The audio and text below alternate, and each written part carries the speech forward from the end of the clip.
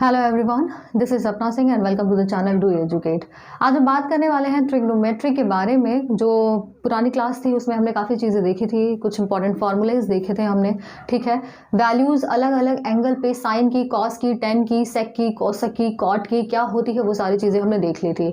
कुछ important question हैं, किस तरीके के एग्जाम में क्वेश्चन पूछे जाते हैं, ये आज हम देखने वाले हैं, ठीक। तो शुरुआत करेंगे सबसे पहले क्वेश्चन के साथ। आप देख सकते हो पहला क्वेश्चन आपको दिख रहा होगा, यहाँ पे लिखा हुआ है if cot A is equal to B by A then find the value of sec square A, ठीक है। यहाँ पे पूछा है, दिया क्या है, सबसे पहले कॉट ए है, इसकी वैल्यू दी है यहाँ पे बी बाई ए, ठीक। Find the value of sec square A, sec square A की वैल्यू पूछ रहा है यहाँ पे, ठीक है, इसकी वैल्यू पूछ रहा है। तो आप एक चीज़ यहाँ पे देखो, यहाँ पे कॉट ए की वैल्यू बी बाई ए दी हुई है और सेक स्क्वायर ए की वैल्यू पूछ रहा है। तो इसका मतलब क्या है कि यहाँ पे कॉट बी बाई ए का मतलब क्या होता है, कॉट थीटा मतलब क्या होता है। मैंने आपको एक चीज़ बताई थी, एल ए एल बाई के ए। तो कॉट का मतलब क्या होता है, टेन का मतलब होता है एल बाई ए, है ना। टेन का मतलब होता है एल बाई ए, मतलब लंब बटा आधार। लेकिन अगर कॉट की बात करें तो ये क्या हो जाएगा, उल्टा हो जाएगा, ए बाई एल, यानी कि आधार बटा लंब। ये क्या हो जाएगा, आधार बटा लंब, यानी कि आधार क्या हो गया, बेस, और लंब मतलब परपेंडिकुलर, यही चीज़। अब यहाँ पे मैंने आपको बताया था कि ये किसके लिए वैलिड है, ये चीज़ें, ये है राइट एंगल ट्रायंगल के लिए वैलिड है। तो अगर मान लेते हैं ये कोई राइट एंगल ट्रायंगल है, ये क्या है 90 डिग्री का एंगल है, और यहाँ पे मान लेते हैं ये क्या है, ए एंगल है, ये क्या है, ए है। तो अगर मान लेते हैं इस ट्रायंगल का नाम पी क्यू आर हमने दे दिया, तो कॉट ए मतलब होता है आधार बटा लंब। अब इस ट्रायंगल के लिए आधार क्या है, ए की वैल्यू है यहाँ पे कॉट ए मतलब ए के लिए आधार क्या हो जाएगा, ये हो जाएगा, आधार क्या हो जाएगा, ये हो जाएगा, और आधार की वैल्यू यहाँ पे बी दी हुई है, ठीक है। आधार की वैल्यू यहाँ पे बी दी हुई है। लंब क्या है, लंब क्या है मतलब परपेंडिकुलर, यही है आपका, और परपेंडिकुलर की जो वैल्यू है वो कितनी दी हुई है, ए दी हुई है, ठीक। परपेंडिकुलर ए दिया है, आधार बी दिया हुआ है। उसके बाद ये जो हाइपोटेनस है, ठीक है, ये जो कर्ण है, कर्ण की वैल्यू आपको निकालनी पड़ेगी, क्योंकि सेक की वैल्यू निकालने के लिए आपको कॉस की वैल्यू पता होनी चाहिए। कॉस का उल्टा ही तो सेक होता है। कॉस का उल्टा मतलब अगर कॉस की बात करें, कॉस ए, तो कॉस होता है आधार बटा कर्ण, आधार बटा कर्ण। लेकिन अगर सेक ए की बात करें तो ये हो जाता है कर्ण बटा आधार, यानी कि ये क्या आपको करना है, कर्ण बटा आधार की वैल्यू निकालनी होगी। कर्ण बटा आधार निकालने के लिए आपको सबसे पहले कर्ण की वैल्यू निकालनी होगी। अब कर्ण की वैल्यू क्या होगी, आप एक बात बताओ, यहाँ पे आप पाइथागोरस थ्योरम लगाओगे तो क्या हो जाएगा, कर्ण का स्क्वायर इज इक्वल टू क्या हो जाएगा, लंब का स्क्वायर प्लस आधार का स्क्वायर, है ना, यही चीज़ तो होती है। अब कर्ण क्या है, मान लेते हैं कुछ भी x है कर्ण, तो कर्ण का एक्स स्क्वायर, लंब क्या है, ए का स्क्वायर प्लस बी का स्क्वायर, यानी x की जो वैल्यू होगी, कर्ण की वैल्यू होगी, वो अंडर रूट में A square plus B square होगी। ये हमने निकाल लिया अंडर रूट में A square plus B square, ठीक है, ये चीज़ हमारे पास आ गई। अब सेक स्क्वायर ए की वैल्यू निकालनी है, तो सेक स्क्वायर ए को हम लिख सकते हैं सेक ए इंटू सेक ए, यही करेंगे। जब सेक ए का सेक ए में गुणा करेंगे तो आपके पास क्या आएगा, सेक स्क्वायर ए आएगा। तो सेक ए की वैल्यू क्या होगी, कर्ण बटा आधार, और कर्ण क्या है, under root A square plus B square, ठीक है, अंडर रूट में A square plus B square, और बटा आधार, आधार मतलब बी हो गया। अब यही चीज़ आपको दो बार लिखनी है, क्योंकि सेक ए इंटू सेक ए निकालना है, तो इंटू क्या हो जाएगा, under root A square plus B square upon में बी। अब जब दोनों का गुणा करोगे, अंडर रूट में A square plus B square, under root में A square plus B square का गुणा होगा, तो अंडर रूट क्या हो जाएगा, हट जाएगा, बचेगा क्या, ए स्क्वायर प्लस बी स्क्वायर। अब डिवाइड बाई क्या है, बी इंटू बी, यानी ये हो जाएगा बी स्क्वायर। अगर आप इसको देखो तो ए स्क्वायर प्लस बी स्क्वायर, यहाँ पे अगर आप बी स्क्वायर को अलग करो तो क्या हो जाएगा, A square divide by B square plus 1, है ना। बी स्क्वायर से बी स्क्वायर कैंसिल हो जाएगा, यहाँ पे क्या आ जाएगा, प्लस 1 बचेगा। तो 1 plus A square by B square इसका आंसर होगा, ऑप्शन नंबर सी जो है इसका करेक्ट आंसर होगा, ठीक है। ऑप्शन नंबर सी जो है करेक्ट आंसर होगा। ऐसे ही क्वेश्चन पूछे जाते हैं। यहाँ पे कॉट ए वैल्यू दी हुई है, इसमें पूछ सकता है कि टेन ए की वैल्यू निकालो, तो टेन ए की अगर वैल्यू पूछेगा तो आप सीधे सीधे कर सकते हो कि क्या होगा, कॉट ए का उल्टा ही टेन ए होता है, ठीक है। तो सीधे सीधे इसका उल्टा मतलब B by A cot A है, तो टेन ए की वैल्यू क्या हो जाएगी, a बाई बी हो जाएगी। यहाँ पे साइन ए पूछ सकता है, यहाँ पे कॉसेक ए पूछ सकता है, ठीक है। इस तरीके से यहाँ पे काफ़ी चीज़ें पूछी जा सकती है। यहाँ पे अगर इसी क्वेश्चन को थोड़ा सा और घुमा के अगर पूछेगा तो कैसे पूछेगा, साइन ए इंटू 10a की वैल्यू बताइए, ठीक है। गुणे के फॉर्म में दे देगा या जोड़ने के फॉर्म में दे देगा, ठीक है। तो वो सारी चीज़ें क्या है, आपको अपने दिमाग में ये चीज़ रखनी है कि आपको सबसे पहले क्या करना है। अगर दो चीज़ें दी हुई हैं तो आपको तीसरी भुजा निकाल लेनी है। जब तीसरी भुजा निकाल लोगे तो आप ये चीज़ LAL बाई KKA करना, और इसके अकॉर्डिंग आप सारी वैल्यूज़ निकाल सकते हो। किसी भी तरीके का क्वेश्चन आएगा आप कर ले जाओगे, ठीक। चलिए अगला क्वेश्चन देखते हैं हम। ये क्वेश्चन आप देख सकते हो, इसमें लिखा हुआ है find the value of cos 30 plus sin 30। किसकी वैल्यू पूछ रहा है, सबसे पहले लिख लेते हैं यहाँ पे cos 30 प्लस sin 60। ये अगला टाइप आप समझ सकते हो कि ऐसे क्वेश्चन भी पूछे जाते हैं। Divide by sin 30 plus cos 60 plus 1।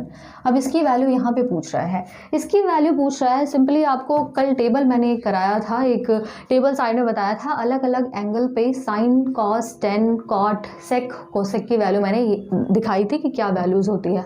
आपको वो वैल्यूज़ हमेशा दिमाग में रखनी है, क्योंकि ऐसे क्वेश्चन जब पूछे जाएंगे तो आपको वो वैल्यूज़ पता होनी चाहिए। अगर वैल्यूज़ पता होंगे तो आप बिल्कुल ये कह लो कि सेकेंड्स में आप क्वेश्चन को सॉल्व कर ले जाओगे।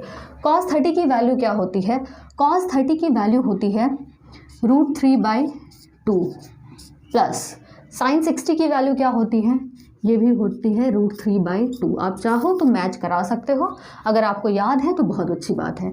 sin 30 की वैल्यू हो जाएगी 1/2 प्लस cos 60 की वैल्यू क्या होती है, ये भी होती है 1/2 प्लस 1 यहाँ ऑलरेडी है तो ये चीज़ हमने यहाँ पे लिख ली है। अब 2 एलसीएम हो गया तो यहाँ पे आ जाएगा 2√3/2 डिवाइड बाई हाफ प्लस 1, यानी कि ये क्या हो जाएगा, हाफ और हाफ जुड़ के 1 हो जाएगा और ये 1 पहले से यहाँ पे प्रेजेंट है। तो 2√3 है ऊपर और नीचे 2 है तो ये कैंसिल हो जाएंगे।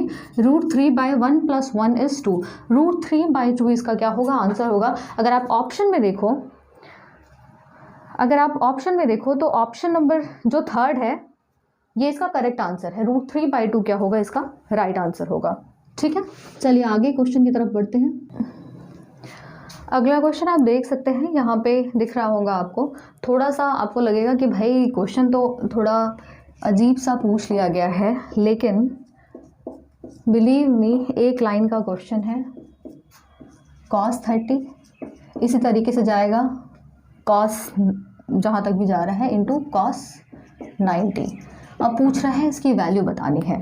अब एक बात बताइए, क्या आपको cos 10 की वैल्यू पता है, क्या आपको cos 20 की वैल्यू पता है, क्या आप cos 30 आपको पता होगी, ठीक है। cos 0, cos 30, cos 45, cos 60, cos 90 ये सारी वैल्यूज़ आपको पता है, लेकिन cos 10 और 20 की वैल्यू नहीं पता। लेकिन इसमें आप एक ख़ास चीज़ देखो, आप कुछ मत करो, जो चीज़ें हैं जिनकी वैल्यू है आप ऐसे लिखते जाओ।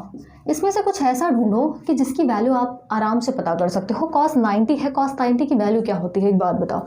cos 90 की वैल्यू होती है 0, sin 90 की वैल्यू होती है 1, ठीक है। cos 0 की वैल्यू होती है 1, लेकिन cos 90 की वैल्यू कितनी होती है, 0 होती है। तो ये क्या हो जाएगा, इंटू 0। अब एक बात बताओ, 0 का जब गुणा करोगे किसी भी संख्या में, किसी भी चीज़ में अगर आप गुणा करते हो तो रिजल्ट क्या होगा, वो 0 ही आएगा। तो यही क्या है, इसका आंसर है। तो ये जो इतना लंबा क्वेश्चन दिया हुआ था यहाँ पे, थोड़ा अजीबोगरीब क्वेश्चन था, लेकिन उसका आंसर आप देख सकते हो कि 0 है। कई बार जो चीज़ें देखने में बहुत लेंदी लगती हैं या घबराने वाली होती हैं, लेकिन ऐसा होता नहीं है। रिजल्ट आप देख सकते हो कि एक लाइन का क्वेश्चन नहीं था, और यहाँ पे आप सीधे डायरेक्टली देखते ही कर सकते हो कि वैल्यू क्या आएगी, यहाँ पे 0 आएगी, ठीक है। चलिए अगले क्वेश्चन की तरफ आगे बढ़ते हैं। अगला क्वेश्चन आप देखो, अगला क्वेश्चन आपको यहाँ पे दिख रहा होगा। इसमें बोला जा रहा है कि if sin A is equal to 2 sin 30 into cos 30, then find the value of A की वैल्यू पूछ रहा है यहाँ पे कि ए की वैल्यू निकालनी है। आपको ये कंडीशन दी हुई है इफ़, ठीक है। यदि sin A is equal to 2 sin 30 into cos 30, तो ए की वैल्यू आप बताइए। ए क्या है, यहाँ पे एंगल है, ठीक है। ऑब्वियस सी बात है, ए साइन के साथ लगा है, यानी कोई ना कोई कोण होगा, कोई ना कोई एंगल होगा। तो अब निकालने के लिए आपको करना क्या है, sin A की जो वैल्यू है 2 sin 30 की वैल्यू अगर आप दिमाग में रखो तो इसकी वैल्यू होती है 1/2। cos 30 की वैल्यू होती है √3/2, तो ये 2 से 2 कैंसिल हो जाएगा, ये हो गया आपका sin A is equal to √3/2। ठीक है, तो sin A की जो वैल्यू होगी, आप एक बात बताओ, किस साइन में किस एंगल की वैल्यू √3/2 होती है? अगर हम थोड़ा सा ध्यान दें तो साइन, अगर हम 60 की बात करें तो साइन 60 की वैल्यू होती है √3/2, इतनी होती है। तो √3/2 है, उसकी जगह हम क्या लिख सकते हैं, साइन 60 लिख सकते हैं या फिर नहीं। ये हो गया आपका साइन A साइन 60 के बराबर हो गया।